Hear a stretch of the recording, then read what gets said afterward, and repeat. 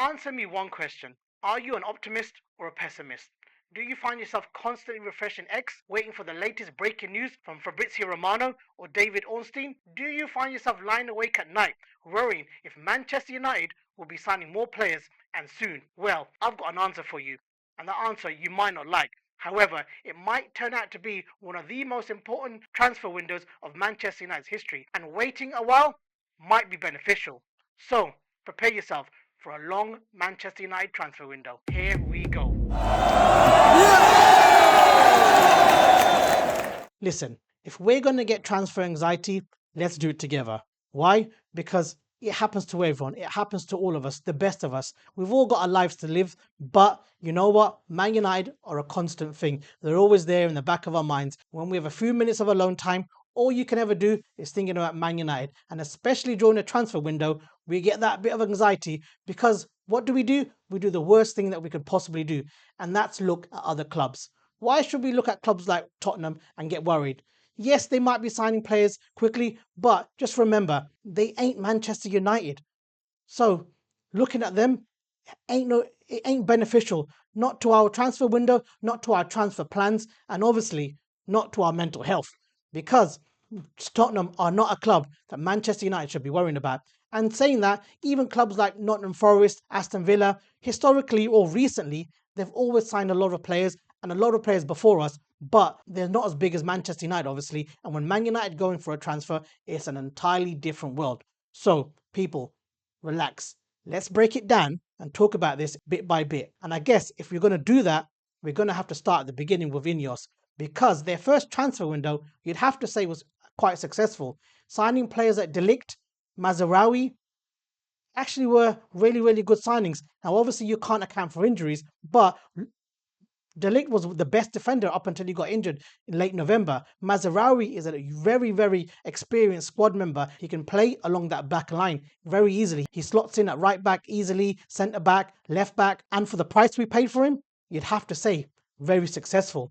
And don't get me wrong, Lenny Yoro, we might have overpaid for him a bit, but he was about to sign for Real Madrid. And not just that, about 15 years ago, we lost out on Rafael Varane. Alex Ferguson went in for him when he was about 18 years old, but he signed for Real Madrid. And look how that turned out. Lenny Yoro has the ability to reach world-class level. And I'm not saying he has the ability and he'll go on and having a career like Rafael Varane. However, he has the potential. His ceiling is very high. So, don't get me wrong. I'm not going to mention too much about Xerxes. Yes, and Ugarte, they didn't work out. Obviously, Ugarte did not fit in the team, and Xerxes, for all the hard work he puts in training, and when he starts, he just isn't a Premier League player. You can tell he's obviously off it. Now, don't get me wrong.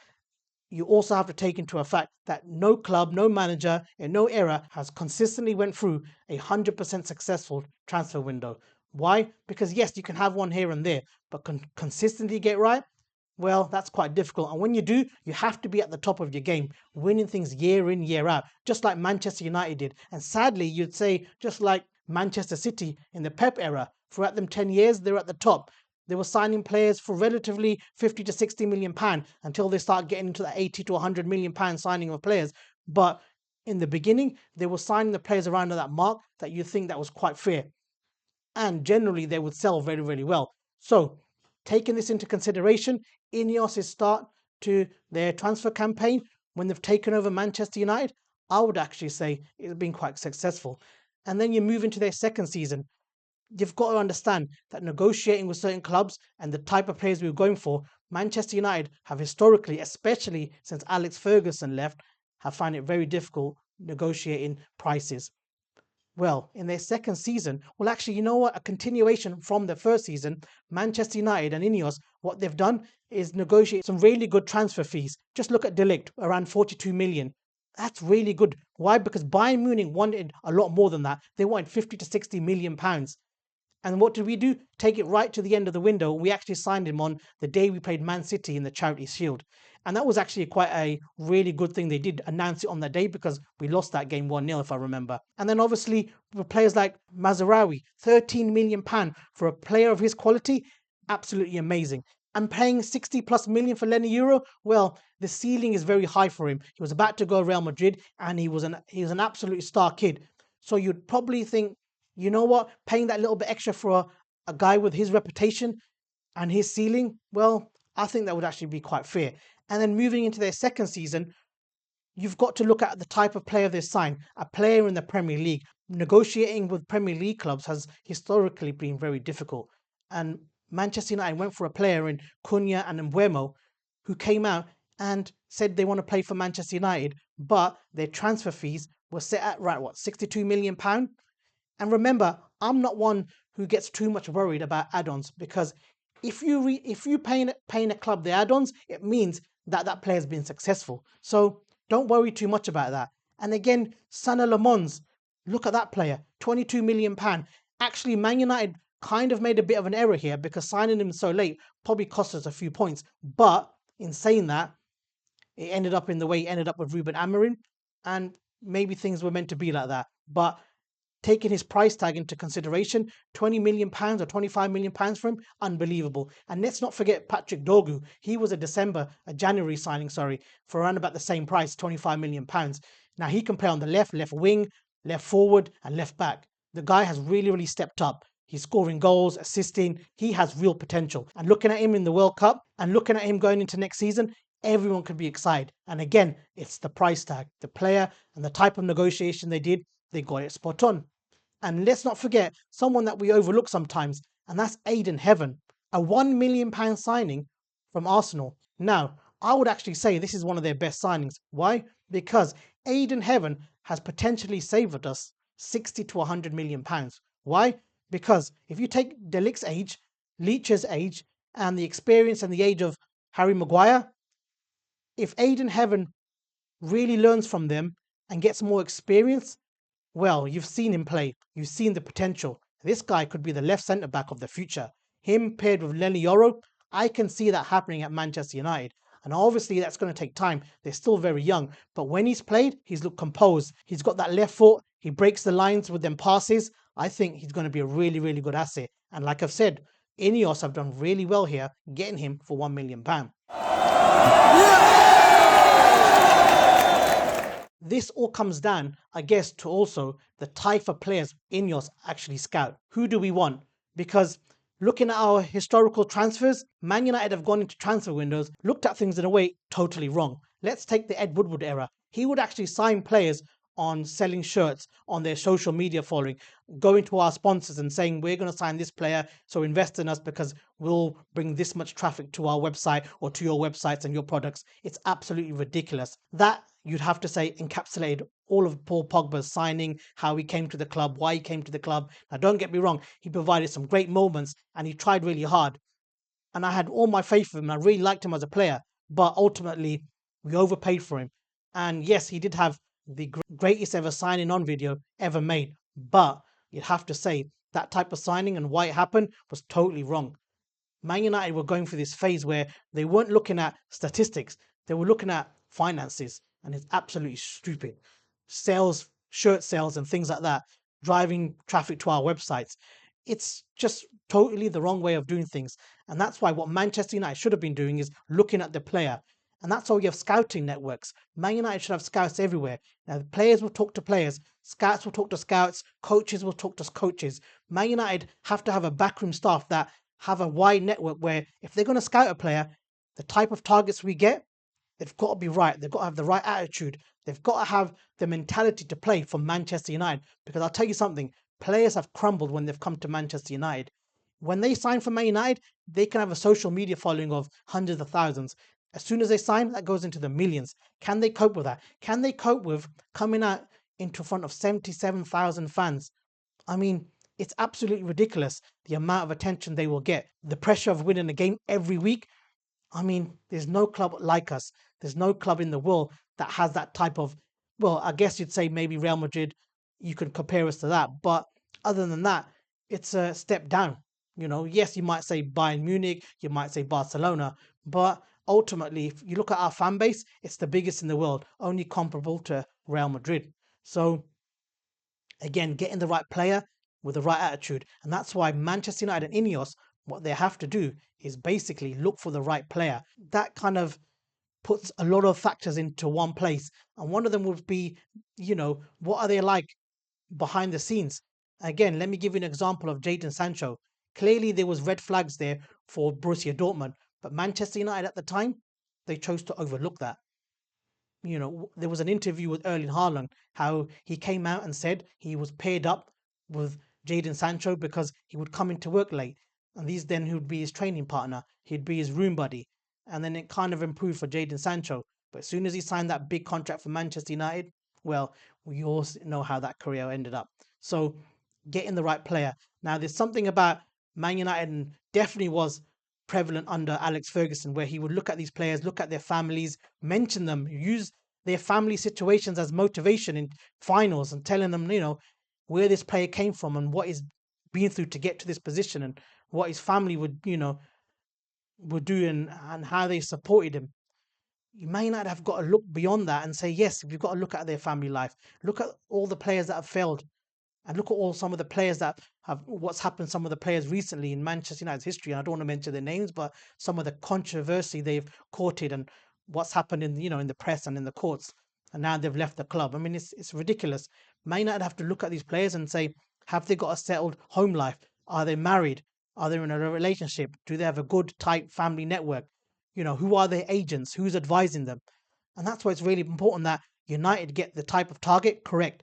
And like I said, coaches will talk to coaches, and players will talk to ex-players or ex-colleagues, scouts. That's why Man United have to have a really good, big scouting network, so they can call someone and say, what is this player exactly like? Because everyone talks in football. And then when Man United get the right player, and they've scouted them, and they trust that this target is the one that they want to go for, well, then obviously the negotiations start. And that is an entirely different world altogether. Why? Because, again, what Manchester United have to do is get a pool of players they want. Now, we're obviously going for midfielders at the moment. It's not just the one midfielder you would go for. You'd have to have a minimum of 3 in that same position. So at the moment, Man United are going for 6 players in total. I would actually say that actually means 18, 3 times the amount. Why? Because you want that one player, and that doesn't necessarily mean, you have your first target, your first choice, your second choice, third choice, meaning an ability. I mean, all 3 choices are at the same level. It's just if you can't get one, you move to your second, you move to your third. Now, yes, there's been reports that Man United will have a marquee midfielder, but in my other video, I've already said that marquee signing could be Edison, it could be Mateus Fernandes. It doesn't have to be a proven name, because in our history, Manchester United have rarely signed marquee players until maybe after Alex Ferguson left. Before that, name me some, because Cristiano Ronaldo was made at Manchester United. Wayne Rooney was made at Manchester United. The class of 92. I mean, I could go on. I mean, the only real one that we signed was Varane. I mean, I remember when we signed him, at the time there wasn't any social media about, but buying the newspaper every day, he had a nickname, I think the Little Witch. It was fascinating. And when he came, it was unbelievable. But unfortunately, at the time, playing a 4-3-3 formation was quite alien in the Premier League, so he didn't quite suit it. And yes, he was kind of successful, and watching him play was really good, but ultimately he was sold on. But I guess that was one of the few kind of superstar signings we signed under Alex Ferguson. So the point is, we made the marquee player. And that's why Man United have to look at around about 18 players. And then when they do decide on that, negotiating with some of these clubs is absolutely ridiculous. Now, there could be a number of factors that cause issues. Now, dealing with foreign clubs is a little bit easier. Obviously, Man United will go on reputation. Foreign clubs obviously look at the Premier League with a little bit of jealousy with the amount of money here. But ultimately, you can negotiate. And yes, it will be tough, but you can negotiate a little bit easier, because historically, for whatever reason, negotiating with teams in the Premier League is absolutely ridiculous. I actually think the FA need to look at this and maybe even put a cap on it, because of what Liverpool have done, because of what Chelsea have done, just willy-nilly buying £100 million or million euro players has absolutely blown the market out into a ridiculous kind of place.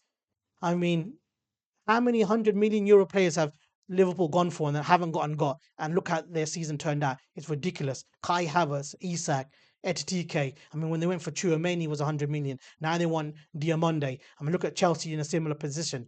I mean, it's absolutely ridiculous what they've done. And now clubs like West Ham and Bournemouth, etc., are slapping 80 to 100 million pound price tags on anyone. I mean, we're going through an era where the transfer window and the transfer fees are reaching ridiculous levels. And Manchester United, unfortunately, when we go in for a player, that's what we're getting. So negotiating with these clubs, and one of the reasons why Manchester United are playing the quiet game is because they know that West Ham have lost 104 million pounds, and against PSR, that's a big no-no. And the new accounts start on the 1st of July. So up until the end of June, Man United are going to play the long game. And Man United are rightfully going to do that. Because yes, Tottenham might come into this, but not even Tottenham are that stupid to put in an 85 million pound bid. I mean, they haven't bid anything yet. There's all this talk about Tottenham this and Tottenham that. Tottenham ain't got anything. They ain't got Champions League football. Yes, they might splurge a bit of cash, but ultimately they're Spurs. And for the last 2 years, they've had Champions League. They've still proven they're Spurs. You know, they nearly got relegated and should have probably got relegated last season. So saying that, you know, teams like West Ham asking for ridiculous amounts of money. Well, again, Man United are rightfully so playing the waiting game.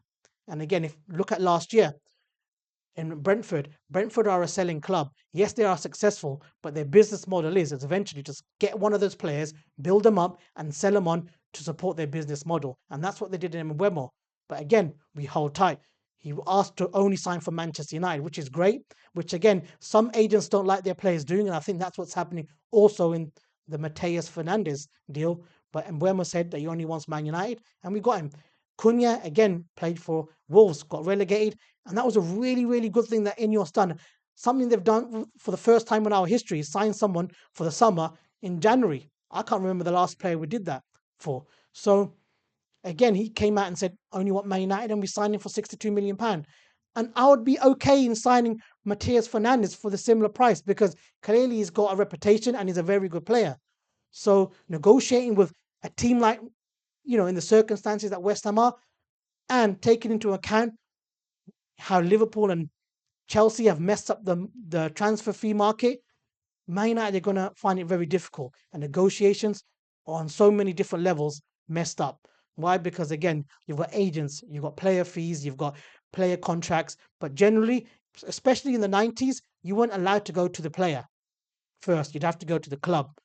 It'd be a breach. But clearly now, things have changed where it looks like it's one of them rules is like, if you do it, we do it. No one cares. Everyone look the other way. So teams will always go to the player first, kind of get the lay of the land, put a contract forward, and then, you know, have it accepted and then negotiate with the club.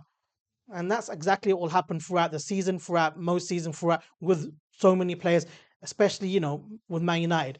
I think it's rightfully so. We go to the player first and then, you know, get that kind of yes from them and then move on. We all saw the disaster, what happened with Frankie de Jong. We went to the club first, they accepted it, and Frankie de Jong was like, they owe me millions of pounds. I ain't going anywhere. You know, and that's the last thing you want. And again, you don't want to force yourself into a position where you don't sign anyone and then you go into an Anthony situation. And as much as we love Casemiro, we don't want to go into a Casemiro situation where we're just buying a player for overpriced, even though we loved him and he gave everything. But ultimately, the deal was wrong. So negotiation is a key part, and that's again what causes a lot of anxiety or unplaced anxiety. And that's why we have to relax a bit, let the club and let Ineos do what they need to do. And always, there's something that comes up every season and will continue to do so in Manchester United's future. And you know what that is? And that's the Man United tax. It's always happened throughout the years, especially after Alex Ferguson, and it will always happen if Man United are not as successful as obviously we once was. The Man United tax. When we come in for a player, if it's 50 million, it's going to be 80 million. It's 80 million, it's going to be above 100. You know, it's always going to happen. And again, that's why Ineos, and you have to give it to them, have done really well. They haven't fallen for that. They haven't overpaid. They haven't over negotiated. They've waited. They've stuck to their guns and they've paid what they believe is right for a player. Now, again, add-ons is always something that's quite tricky. How easy is it to obtain the add-ons? Man United will obviously have these type of negotiations with the club's representatives and obviously the clubs they're trying to buy the player from. And you know what? It's just part and parcel of the games now, where back in the 90s and the early 2000s, you never really heard of, you know, add-ons. You know, once you bought a player, it was the exact fee and that was it. And maybe, even things like amortization, spreading the cost over a certain amount of years, that wasn't really known back in the 90s. It was such a simpler time. And I guess because of the digital age, everything is out there in the open. It's, we know a lot more when it comes to how a football club is run. And that's why we know about all these type of ways that clubs sign players and how they spread the cost over and, add-ons and things like that, transfer fees and agent fees. So it's a completely crazy environment. And I guess that we all have to understand that goes into a transfer. It's not as simple as we put in a bid, we negotiate the contract, and then sign it over. And maybe that's simplifying it a little bit too much. And let's not forget, sometimes you have an entourage of players that want their fair share as well. You have family members. This person wants that. I mean, it's very well documented that Barcelona do that. PSG have done that when players like Neymar, offering them hotels and things like that. And it's well documented that Pep Guardiola's brother has a stake, I think, in Genora in Spain, or he has an agency that he's bought on their behalf from the owners of Abu Dhabi. I mean, it's crazy how these negotiations happen. It's crazy how it's actually allowed to happen. Someone allowing these things to happen. And in this whole situation with Man City's 115 charges, one of them is actually bringing back Mancini and payments made to him and some kind of company and his brother, etc. It's ridiculous.